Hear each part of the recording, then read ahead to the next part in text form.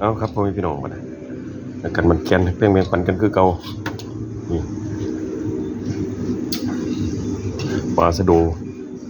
ผมปลาดูแล้วปลาคอโอ้ปลาคอใหญ่ปลาคอใหญ่พี่น้องนี่ปลาคอใหญ่ปลาคอใหญ่โอ้แซ่บคือเก่ากับพี่น้องเก่าประทันสดน้ำมันก็ยังน้อยลง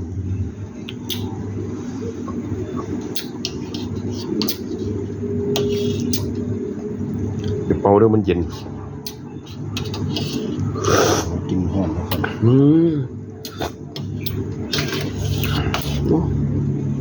ยำได้ก็ยำนั่น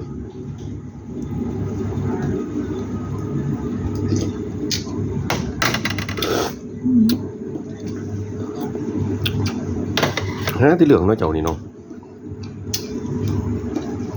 คักคือเก่าแซ่บคือเก่าแซ่บปวดแซ่บโพ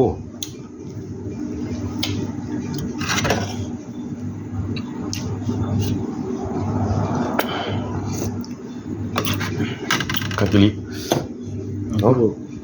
ตามนั้นแล้วพ่อแม่พี่น้อง